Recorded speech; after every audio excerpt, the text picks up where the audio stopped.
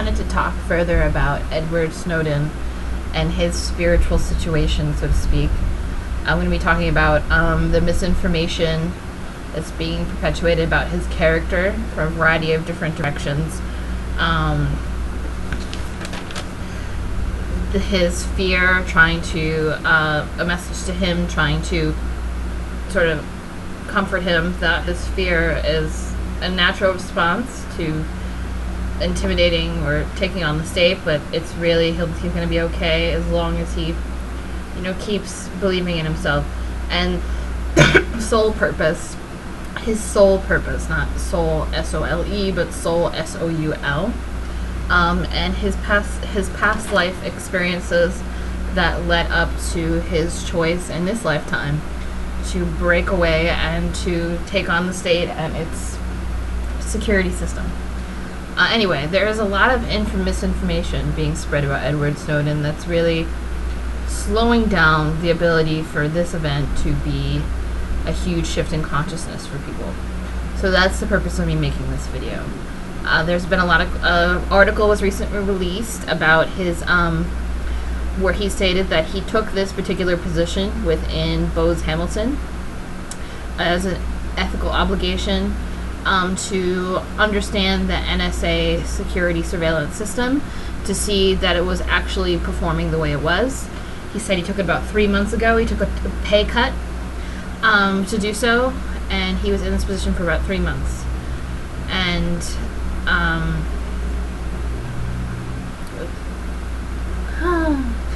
brain freeze. He was in this position for 3 months, and he took this job. And there's a lot of people are like, oh my gosh, he planned this, he's really a spy. And of course that term spy is not correct. He just released information stating that the government is spying on us. But anyway, there's a lot of my generation. I'm also 30 years old. I just turned 30 years old a month ago. Edward Snowden just turned 30 years old a few days ago. We were born with this innate sense of technology. I was programming VCRs, working on computers since I was about 2. I think even younger with the VCR and the television. And I think there's a reason for that. The technology that's in the world today is for the benefit of humanity. And, we can argue quid pro quo that, the NSA surveillance system with these massive computers that are cataloging and analyzing every single piece of information that you generate, if they're really for their benefit. But I think because we have this innate sense of technology, it was in that movie, The Last Mimsy, the older boy, the brother, he has the technological abilities, and they call him the engineer. We have this innate sense of technology. I think one of the reasons that we understand the insidious nature of technology, as it's shown in, like Terminator and other films, The Matrix, where technology is used against humanity. But we also understand the insidious nature because I don't know about Edward myself, but I got into a lot of trouble when I was younger. I wanted people, it was an avenue for us to express ourselves. If I got upset with a boyfriend, I would hack into his email, or I would harass people online, or I would email bomb people, or I would block people's ability to do stuff, or create false identities and email people to screw with them, and all kinds of stuff when I was younger, when I was like 19, 20, and I had the skill to do so. I still have the skill to do so today. And in fact, that kind of skill I definitely developed when I was 13. Crazy technological skills, and we're in our element. I particularly think my generation is in their element when they're on the computer. My parents didn't understand. They thought it was my obsession, but it was a way for us to expand our limited scope of humanity, of who we are as people, that we learned from our parents who were not spiritually awake. So I can go on my computer and it's just like, there's this huge opening of the potential for creativity that I was limited to in my household. So I don't know if that's true for Edward or not, but I think his understanding of the insidious nature on a sort of philosophical level, and that kind of ill will not on the simple level where I was, socially on a very small scale, but that kind of ill will on a large scale through our government, becomes magnified in our culture, and we become a culture. I mean, where we are, paranoia and cameras, and spying on your neighbor, and so on and so forth, and it goes against our Constitution. The use of technology is reversing the very basis of why we had a revolution in the first place. This is what England did to us in the 18th century, 19th century. They spied on us. They used they didn't use technology as it is available today, but they had people ratting each other out and all kinds of stuff. And that's why the Constitution was established. Ta-da! It's very basic stuff that's going on right now. And there isn't really a lot of explanation in the mainstream media. But one article called Edward Snowden, Paul Revere. I'm sorry. And he was, Paul Revere was also considered a traitor to the British Crown for the very same reasons.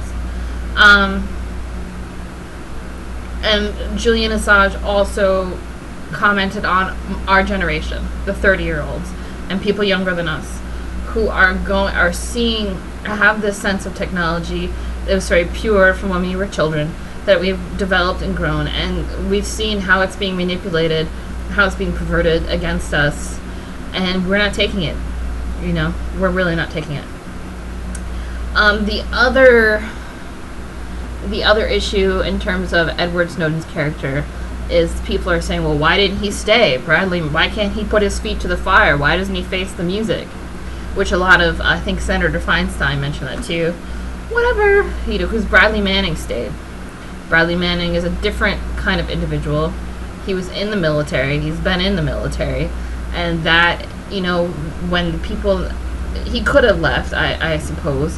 But when people they feel very betraying your country, or even if you feel you're doing something wrong against orders, it's very hard for people in the military.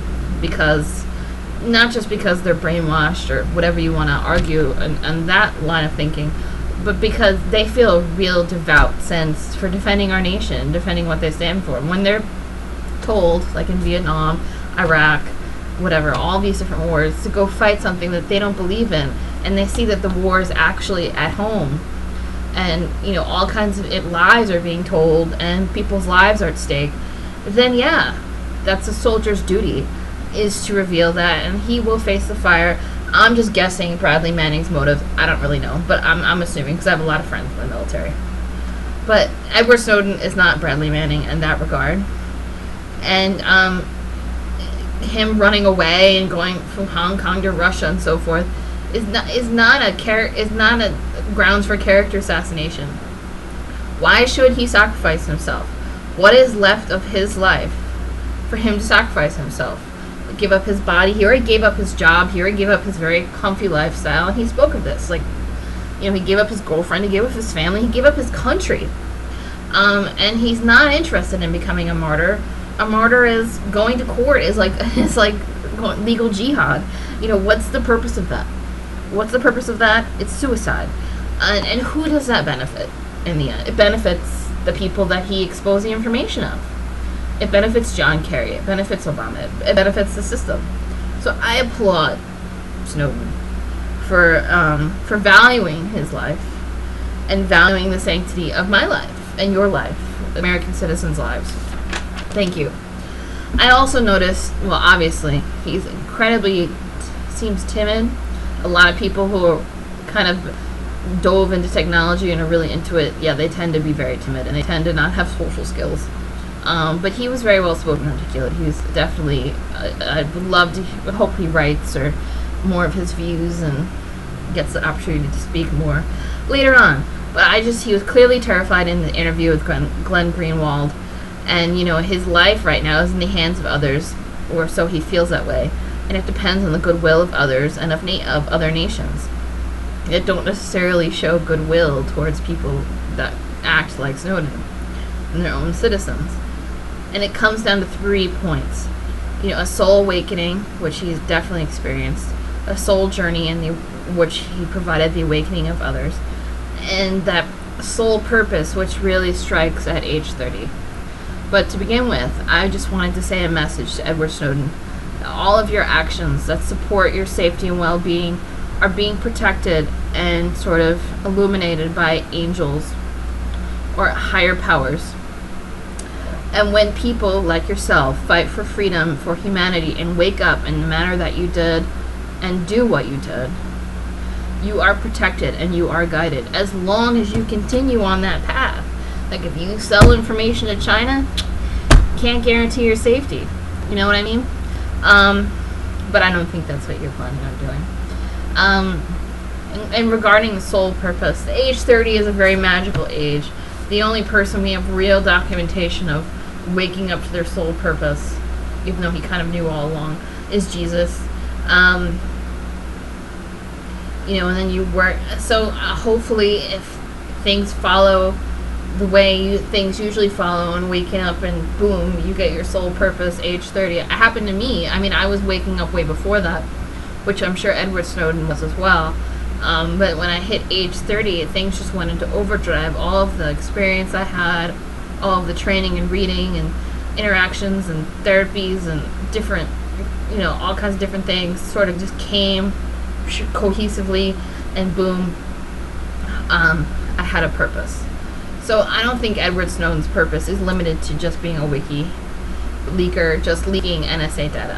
I think he will really expose more information from maybe philosophical, intellectual level, and really explain to people why, from an insider's perspective, why all this information and why the government shouldn't do this, because I think people are really not understanding.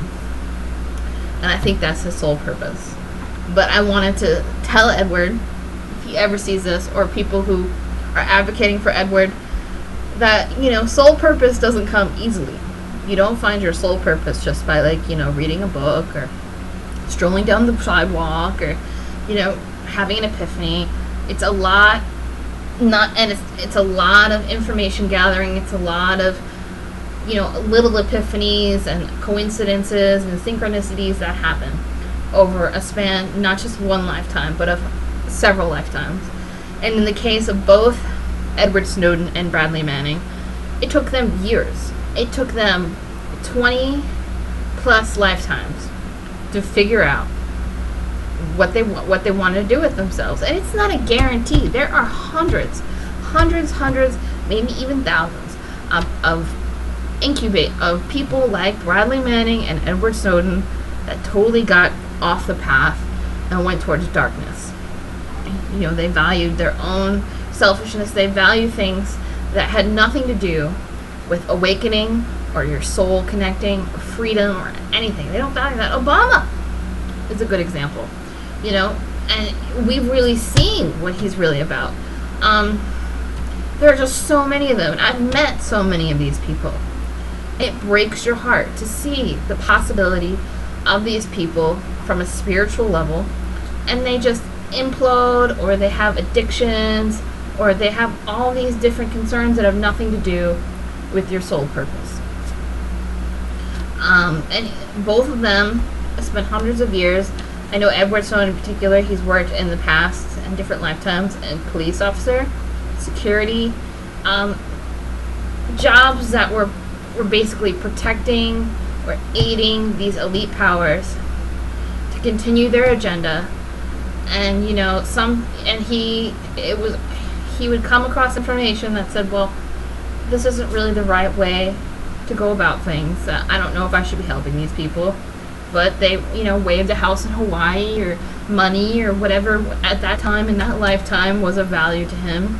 And he chose that over his, you know, the quality of his life and the quality of his spiritual life, and expanding humanity, expanding his own humanity, but helping to expand our humanity as well.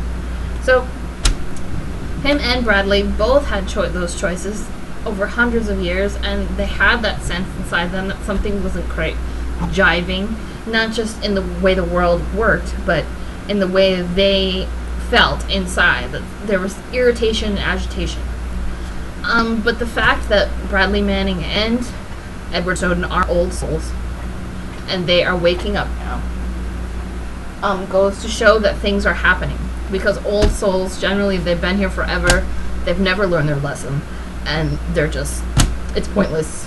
But the fact that they're waking up and they're old souls shows that there's a massive push here for humanity to expand, for humanity to grow, and it's really exciting for me, and for people who understand what I'm talking about, or are learning to understand what I'm talking about.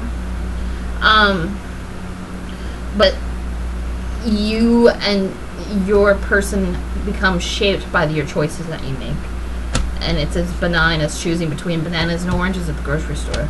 Every choice that you make that benefits your well-being in a way that uplifts you and pushes you forward, is really great.